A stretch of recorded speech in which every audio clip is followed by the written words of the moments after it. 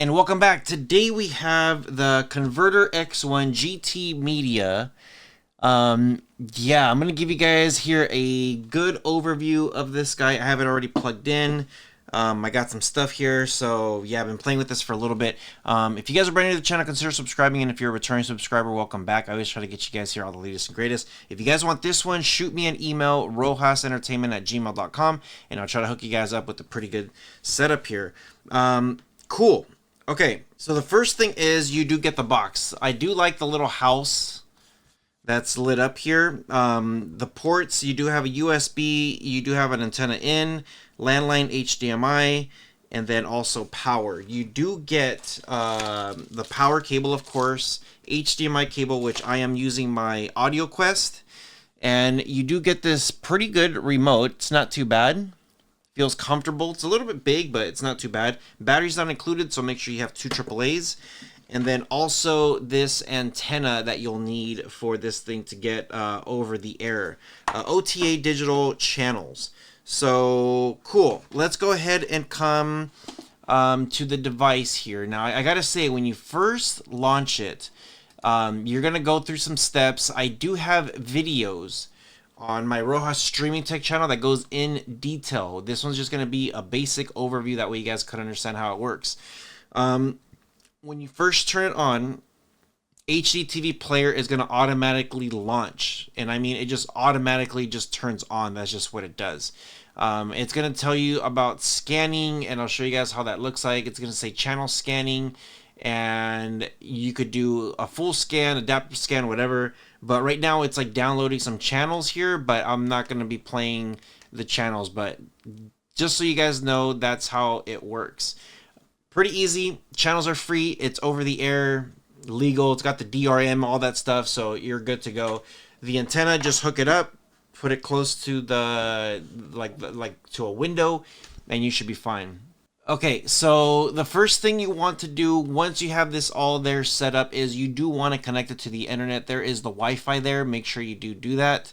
You have your settings button. When you come here, you're going to have all your device preferences and all that stuff. I always tell people when you come here, if you want to do developer options, you go to about all the way down to Android TV OS build. Click this a bunch of times, and then you'll be able to find developer options here at the bottom. For display and sound, this you could mess with your screen resolution and then also advanced sound settings. Now, if you do not have a surround sound, don't worry about this. If it's just a TV, don't worry about it. If you do have a surround sound, you want to come here to select formats and do automatic, so that way you could take advantage of your setup.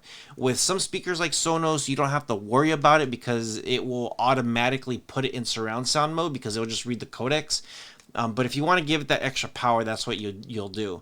Now, if you do come here to auto start, when the device first turns on, it's going to auto start an app here. So HDTV player was turned on. I went ahead and turned it off, but that's what you'll get. And yeah, that's pretty much it when it comes to that stuff. Now, here in the middle, you do have your favorites. This is going to be everything that you want to save as a favorite, like a shortcut. You do have all the apps here at the bottom, and if you have way too many apps, this could get pretty insane. But just coming here to IDA64, I'm going to show you guys how this one looks like. For your system, it is advertised as 32 gigs of storage. You have 24 gigs available. It is 2 gigs of RAM.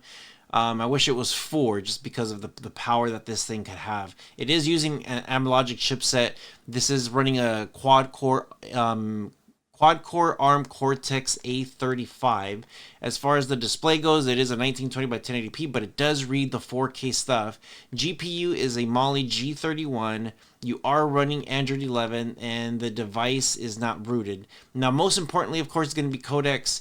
You're going to have your quadruplets of some of these. 2 will be decoders, 2 will be encoders of C2 and OMX. So you have LATM, 3GPP, AMR, FLOC, ALA, MLA, MPEG, Opus, RAW, and Vorbis. And then you also have DTS HD, so you will have that stuff from Amlogic. Now, as far as your videos goes, you do have VP8, VP9, AVC, HEVC. You got a bunch of awesome 2 encoders, RM10, 20, 30, 40, WMV1, 2, and 3. You have H.263, H.264. You have a lot of stuff here that is going to work very, very well. So yeah, the remote works actually pretty good. The only gripe I have with this thing is when you are in Chrome, you do have a mouse option here. So I would recommend getting a mini keyboard like iPassport or Re. It's just really, really good to have. Now, as far as YouTube goes, how does the quality actually look like within YouTube? So here it is, Rohas Streaming Tech. You guys already know, like I have several YouTube channels. If we come here to the first one, this is just one of the videos. The first thing I like to do is check the settings to see if it's pulling up in 4K. So here we go. We're going to go to settings. The quality is pulling at 1080p. Max I can go is 4K, so I'm going to go ahead and hit 4K there. And then I'll give it a second, and yeah, it actually pulled it up pretty fast. So pretty good. Quality looks a little bit not as good as I would like it to be. Let me check that one more time to be sure it is pulling up in 4K. So yeah, it is pulling it up in 4K, and it looks a little bit like it doesn't look as sharp as I would typically like, kind of like how this video is. This video is pretty good. But yeah, other than that, like, not too bad. Yeah, you could tell how some of the quality looks a little bit washed, not as good, and that's just, and even just some of the other channels too. So if we go to home, yeah, you can definitely see the quality on some of this stuff. So yeah, this means it's just not running, the YouTube app is not running in true 4K. So what I would do is I would just go to Google TV. What I would do is I would go to the Google Play Store and then just update the app. That's probably all it really needs, just an update. Netflix is not going to be in 4K, so keep that in mind. TV Center is going to be your K app. Your HDTV player, that's the over-the-air. You got Prime, GTS Store, Media Player, Media Center, Miracast File, Browser, and App Installer. Now, App Installer is super important. If you do download any APKs, you want to come here to scan. As you can see, I got IDA64.